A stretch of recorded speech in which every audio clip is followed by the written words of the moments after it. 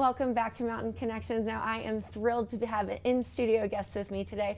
I have got Ballet West joining me. I've got Allison DeBona, one of the principal dancers, as well as Adam, who is the creative artistic director for Ballet West. Thank you for joining us this morning. Thank you for having us. Wonderful. So we have so many exciting things happening with Ballet West right now. So Adam, tell me a bit about current production and what is going on with Ballet West. Yeah, well, right now we're performing a beautiful production of Michael Smune's Romeo and Juliet.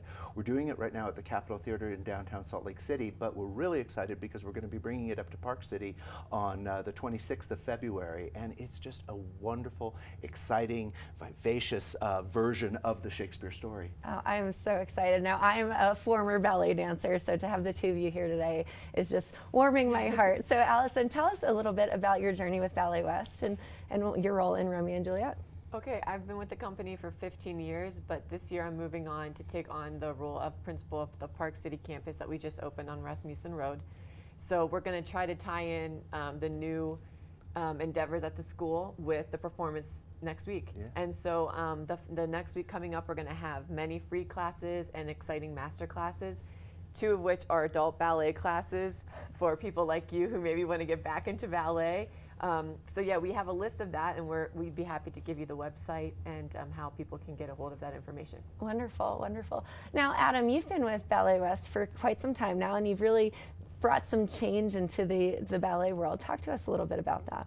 Well, I started with Ballet West in 2007. In fact, we grew up at Ballet West together. This is one of the very first dancers I hired for Ballet West. And you know, Ballet West is a company with a long and storied history. And I think one of the things that I've really enjoyed being able to do is bring it more into the forefront of the world of dance and really just increase its exposure and its notoriety. And we've done that in a lot of different ways, through our productions, through not being afraid to work on television, which we did, as well as expanding the academy. We now have, with a number of campuses here in Park City, down in Thanksgiving Point, and of course in downtown Salt Lake City, we have almost 1,000 students. And that's really just been an ongoing growth, and we really feel strongly about bringing just great dance to our community. And so really that's been the heart and focus of what I've tried to do since I've been here. I love that. I love that. Now, you have quite an impressive background, so it's been wonderful to have you join us. Now, Allison, talk to me about your journey to Ballet West and then your career progression since.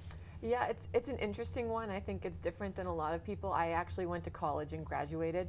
So when I got my job, I was 24. It was my 24th birthday and my very first performance with Ballet West. So it's a unique opportunity that I had, and I think something special that I'm going to bring to the school. I'm really determined to make a place for everybody, and I think this town is so unique. So you have people that reside here year-round, but then you have people that maybe have homes here half the time. So we're really trying to figure out a way to get everybody involved in dance if that's what they want, instead of having like a rigid schedule. So we have two tracks that we're going to bring up here to Park City, and I just think Park City is just, it's growing, and Ballet West wants to be a part of that growth as well.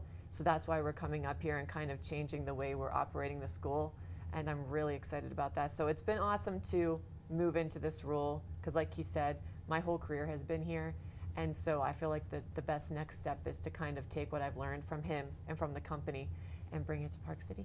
I also would like to add that I think Allison's story is a real inspiration to anyone. I mean, as she said, she went through college and actually didn't start with us as an apprentice until she was older, and then very quickly grew to become a leading performer and a leading dancer, leading exponent of some of our biggest roles. And that really is a true story of how anyone can make it if you're committed to your art form and you care about it. And Allison is deeply committed to the art form of ballet. I know, that's so inspiring to me. I think, you know, one of the things for me as a dancer was, oh, my career has ended because I've reached a certain age point, and it's wonderful just to hear how you've been able to kind of defy the odds, per se, to start later in life. Yeah, and another reason why I'm very dedicated to the adult ballet community. So like yourself, you're saying, I can't wait to get back, where it's like, you know, I've been really passionate about it with my husband for quite some time now, and so we offer a lot of adult programs. We're bringing that to Park City. So next week, next Monday, I'm going to be teaching 2 free classes to adults. You have to be 18 and older. In the morning, there's going to be a beginner class and an intermediate advanced class, and just kind of introduce ballet back into the lives of people like yourself that feel like, you know, I've missed it, or I was told I couldn't do it. And that's what we're going to do for kids too. So I've noticed, you know, this community is dedicated to a lot of things like winter sports, but also their education and their schooling, and it's very important for parents. So we're looking at the schedule and thinking like, okay, if there's a kid that can't commit to, you know, 12 hours a week, that I don't want to turn them away. So we're going to have 2 tracks, like kids that want to dance or kids that want to dance and perform, and we're going to make that available for anybody. And I'm really dedicated to that because that was me. And so here I am. And it's I'm bringing my own experience to the school, and I hope people can appreciate that and see that we're trying to change, you know, the norms or what had been considered the norms for like how to become a professional or a collegiate dancer, or even on Broadway. We're going to bring musical theater program to the school. Which is great. Yeah, and we're just going to show children and parents, you know, dance training can take you into really anything, even if it's not that realm. What you learn as a dancer makes you pretty much the best at anything, at least that's what I've seen. And so with the discipline and how to work with other people in a room, or even for yourself, how to respect yourself. So I'm really excited about that. I would say dance has brought me here. Yeah, exactly. I love it. Now, Adam, one last question. Yeah. Talk to us a bit about Romeo and Juliet. You know, how long were you in rehearsals? How long has it been running? And talk to us about the performance with Park City. Yeah, so we actually started rehearsals for this way back in August. Yeah. And it's been a wonderful process because this production of Romeo and Juliet is very close to the hearts of our Ballet West audiences. It was done from the 1980s through the mid-1990s, and so this is the first time in 25 years that we brought this back. And as I said at the beginning, it just has such a wonderful energy and dynamic. We've been running down at in Salt Lake City for the last week, and we'll be running this weekend as well. But what is so exciting about this production is just the amount of dancing that there is for so many different characters, not just Romeo and Juliet, but a whole host of different people. The other thing I really love about this production, and it's been a real challenge, is the intricate sword fighting that goes on in this version, because of course it takes place in 16th century Verona, and so there's just so much sword fighting that everybody had to rehearse very carefully.